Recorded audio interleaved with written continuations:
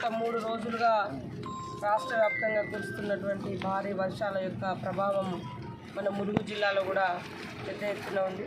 దాంతో ఇటు గోదావరి ఫ్లడ్స్ కానీ అదేవిధంగా జంపన్న వాగు ఎఫెక్ట్ కానీ వివిధ గ్రామాల మీద ఉంటుందనే ఉద్దేశంతో మరి మేము కూడా ఇటు కలెక్టర్ కానీ ఎస్పీ గారు ఇతర యంత్రాంగం అంతా కూడా అలర్ట్గా ఉంటూ గ్రామాలను సురక్షితంగా ఉంచే విధంగా చూస్తూ మరి ఒకవేళ ఎక్కడైనా ఎఫెక్ట్ అయితే కూడా ఎట్లా అని దాదాపుగా 171 రీహాబిలిటేషన్ క్యాంప్స్ కూడా మేము సిద్ధం చేసుకోవడం జరిగింది. అదేవిధంగా ఇటు రెవెన్యూ అదేవిధంగా పోలీస్ అధికారులు సంబంధించినటువంటి వాళ్ళందరితో కూడా మండలాల వారీగా ఒక 5 మెన్ కమిటీ లాగా కూడా మేము వేసుకోవడం జరిగింది. ఆ 5 మెన్ కమిటీ ఈ మండలంలో ఉండేటువంటి ఎఫెక్టెడ్ విలేజెస్ అంతా కూడా ఐడెంటిఫై చేస్తూ ఎప్పటికప్పుడు మానిటరింగ్ చేసుకొని మరి అక్కడ ఇట్లాంటి బ్రిడ్జెస్ ఉన్న కాడ లేదా వాగు దగ్గర ప్రజలు అంటే ఒకవేళ ఓవర్కమ్ చేయాలంటే లేకుంటే ఒక ఆలోచనతో దాటడానికి ముందుకు వస్తారు. అలాంటిది కూడా దాటకుండా అక్కడ పోలీస్ అధికారులు లేదా ఇతర రెవెన్యూ అధికారులు లేదా ఇతర డిపార్ట్మెంట్ వాళ్ళని కూడా డిప్లాయ్ చేయడం జరిగింది. ఎక్కడికక్కడ ఎలాంటి ఇబ్బందులు లేకుండా జాగ్రత్తలు తీసుకుంటా ఉన్నాం. మా జిల్లా యంత్రాంగం అంతా కూడా అలర్ట్గా ఉండి పనిచేస్తున్నారు. వారందరినీ కూడా ప్రత్యేకంగా అభినందిస్తూ ఉన్నాం. గత అనుభవాలను దృష్టిలో పెట్టుకొని ఇప్పటికీ మేము ఒక 2-3 రివ్యూలను కూడా పెట్టుకోవడం జరిగింది. 1 మంత్ బ్యాక్ కూడా రివ్యూ పెట్టుకొని ఎట్లా చేసుకోవాలి ఏంది అని. అదే కాకుండా గర్భిణీ స్త్రీలు ఎక్కడైతే, ఎందుకంటే ట్రైబల్ ఏరియాలలో ప్రధానంగా ఈ వాగుల యొక్క ఎఫెక్ట్ ఉంటుంది కాబట్టి మరి ఒక్కొక్క విలేజ్ దాటాలన్నా 2-3 నెలలు పడితే అటువంటి ఊర్లు కూడా వాగులు ఉండి రోడ్ రవాణా సౌకర్యం తెగిపోయి ఇట్లాంటివి ఉన్నాయి కాబట్టి గర్భిణీ స్త్రీలను కూడా ముందస్తుగా నియర్ హాస్పిటల్స్ కూడా తీసుకురావడం జరిగింది. అదేవిధంగా లోపటి విలేజ్లలో ఒక 2-3 మంత్స్కి రేషన్ కూడా వారికి ముందే మేము సప్లై చేస్తూ ఉన్నాము.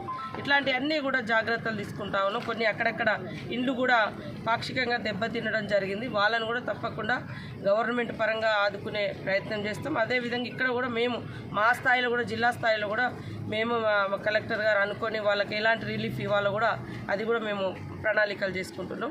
ఇప్పటి వరకు ఎలాంటి ఇబ్బంది లేకుండా సాఫీగా నడుస్తుంది. ఇంకా మేము కూడా ఇట్లా పర్యటించడం మూలంగా ఎక్కడెక్కడైతే ప్రాబ్లమ్స్ ఉన్నాయో అవి ఐడెంటిఫై చేసుకొని ఇంకా బెటర్గా చేయాలని చూస్తాను. వాస్తవానికి నెక్స్ట్ సారి ఇలాంటి ప్రాబ్లమ్స్ రావు.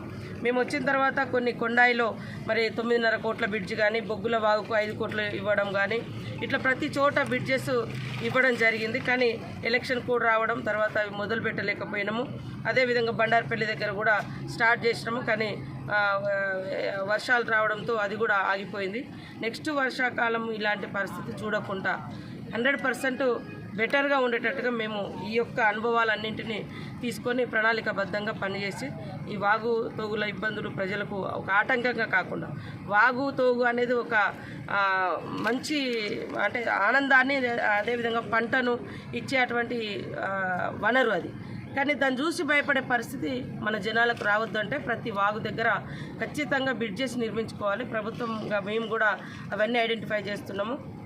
అదేవిధంగా రాష్ట్ర వ్యాప్తంగా కూడా ఇలాంటి వాగుల మీద అవసరమైతే తాత్కాలికంగా ఫుట్ ఓవర్ బ్రిడ్జ్ కోసం కూడా మేము ట్రై చేసినాం. కొండాయిలో కొద్దిగా లేట్ అవ్వడం జరిగింది. దాంతో వర్షాలు పడి అది అటు ఎస్టాబ్లిష్ చేయలేకపోయినాం. దాంతో కొంచెం ఇబ్బంది అనిపించింది.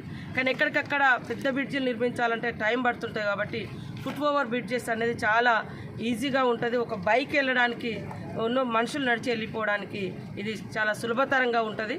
ఖచ్చితంగా కొండాయిలో తొందరలోనే ఫుట్ ఓవర్ బ్రిడ్జ్ చేస్తాం. ఇంకెక్కడెక్కడంటే ట్రైబల్ విలేజ్లలో అట్లాంటి ప్రాబ్లమ్స్ ఉన్నాయో లేదా ఏ ఇతర గ్రామాలలో రోడ్డు రవాణా సౌకర్యం లేక ఇబ్బంది పడుతున్నారో అవన్నీ కూడా ఐడెంటిఫై చేస్తాం. అదే కంటైనర్ హాస్పిటల్ లాగా కూడా ఇంకా ఐడెంటిఫై చేసి మేము హాస్పిటల్స్ని కూడా ఎస్టాబ్లిష్ చేస్తాం.